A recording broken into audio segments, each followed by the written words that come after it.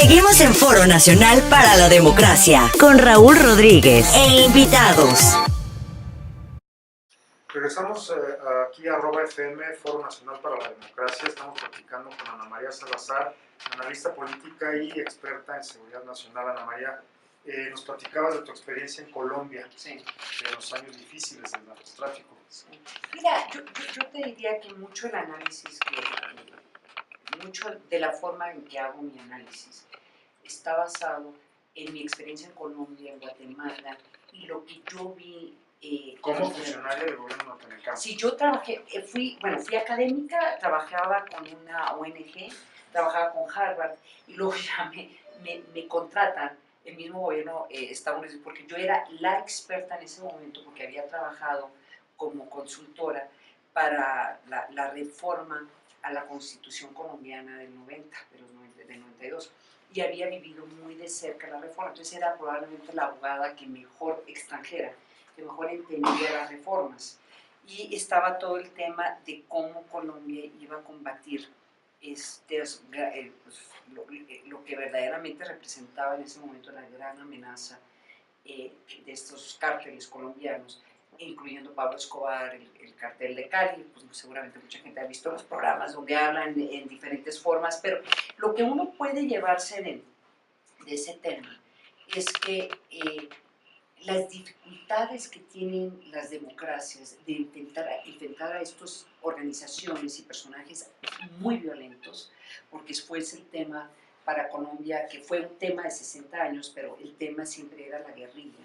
Y cómo estas guerrillas se fueron fortaleciendo aún después de no recibir apoyo de Cuba o de otros países, pero se vuelven estas entidades que de una forma u otra crean gobiernos paralelos y crean y tienen control territorial, que aunque aquí en México creo que hay una diferencia entre lo que sucedió en Colombia y lo que sucede en diferentes momentos en México, pero el tema aquí es un país democrático no puede permitir que organizaciones altamente violentas controlen parte de tu territorio nacional. Punto. Y ahí es donde entra el tema de seguridad nacional, que ha tenido tanta dificultad el gobierno de México en explicar. Cualquier otro país del mundo, una masacre como la que fue de San Fernando, las dos masacres de San Fernando en Tamaulipas, en donde matan primero 72 y luego... Migrantes centroamericanos, ¿no? Migrantes, y había mexicanos también, pero matan, pues entre las dos masacres mataron casi 300 personas. Cualquier otro país hubiera dicho, estado de excepción, no puedes permitir... Lesa humanidad. O sea, eso no puedes permitir que suceda eso. O cuando entra una organización a una ciudad en Allende que queda en el norte de la frontera, en donde no sabemos si a final de cuentas se llevaron 30 o 300 personas, pero entraron y arrasaron con todo el pueblo. Entonces, esos de la óptica de cualquier democracia se vuelven temas de seguridad nacional. Y como la legislación no es clara en México, en una conversación que tuve con un secretario de Defensa hace mucho tiempo, él me preguntaba, ¿tú qué crees que es? El crimen organizado, los grupos de narcotráfico son una amenaza a la seguridad nacional o no. Mi respuesta era, hay algunos que lo son, pero el problema es que las herramientas que tienen ustedes, incluyendo las Fuerzas Armadas, son herramientas dentro del ámbito público y están tratando de resolver problemas de seguridad dentro del ámbito público cuando en verdad son problemas de seguridad nacional. Entonces, como no tienen la legislación ni esta visión de que problemas excepcionales se tiene que usar legislación excepcional, que esté documentado, que esté representado y que lo permita la Constitución, y sobre todo que tenga pesos y contrapesos, que permita y que asegure que no se abusen estos poderes especiales por parte de los gobiernos en contra de sus enemigos políticos o en contra de la población. Entonces, básicamente, están en una situación que si sigue así la legislación no lo van a poder resolver. Pero regresando un poco al tema de Colombia, ¿qué diferencias encuentras? Es decir, hay aspectos que no se asemejan, pero algunos que sí. Mira, cualquier dramático podría decir que estamos igual o peor que aquellos años, ¿no? Sí hay unas diferencias y te voy a decir cuáles son. En el caso colombiano, lo que fue para mí fascinante y de veras lo que me enfermaba era saber que había un número importante de legisladores que se eran contratados por los narcos.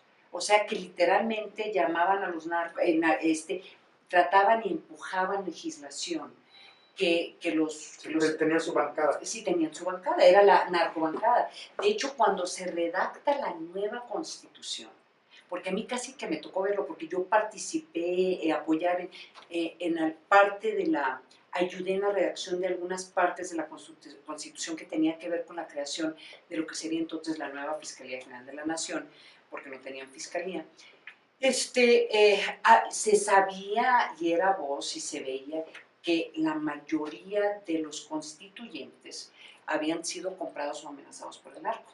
Entonces, cuando llega la votación de que se iban a prohibir la extradición de colombianos, primero se hizo querían hacer la votación secreta, no lo pudieron hacer, y dijeron vamos a hacerla pública, y solamente 4 votaron en contra de esta ley que eventualmente, este artículo constitucional que prohibía la extradición de colombianos. Y pues era obvio la influencia, o sea, la presión, porque hay que recordar que también están poniendo carrobombas en escuelas, en centros comerciales, están matando candidatos. Entonces, la presión era tal que, bueno, es fácil criticarlos, pero a la luz de lo que estaba sucediendo en ese momento uno lo entendía.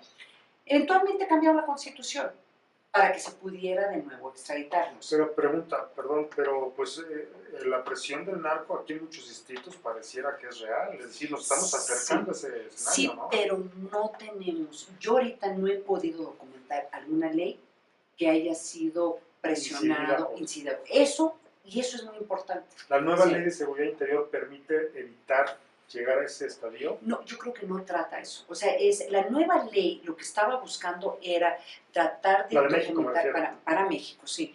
Lo que la nueva ley está tratando de hacer era crear, por lo menos, que el gobierno federal documente y explique por qué está usando las Fuerzas Armadas en ciertas partes del país y crea pesos y contrapesos de cómo se usa esa ley, o sea que tiene que haber una explicación constante y se tiene que hacer pública y de una forma u otra involucra a otros poderes y a otros actores. Lo que preocupa, y yo entiendo los grupos de derechos humanos y los grupos que han cuestionado esta ley, es que se permite el abuso, pues sí, pero hay pesos y contrapesos donde eventualmente lo puedes detener. En este momento, si el gobierno abusa de sus Fuerzas Armadas y lo está haciendo y usando en formas incorrectas, no hay forma. Es que no hay forma, no hay transparencia, no se sabe dónde están. No hay un marco regulatorio. No hay un marco regulatorio. Entonces, el tema es la otra lección, que necesitas tú legislar y que sea muy público cómo estás usando.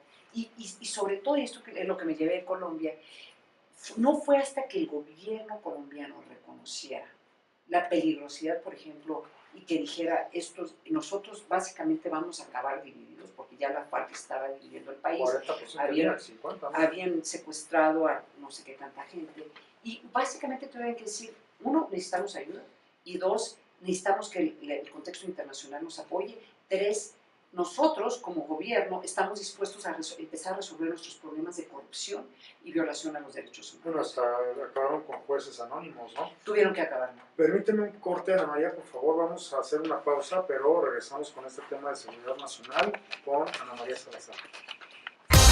Estás escuchando Foro Nacional para la Democracia. Foro Nacional para la Democracia. Con Raúl Rodríguez.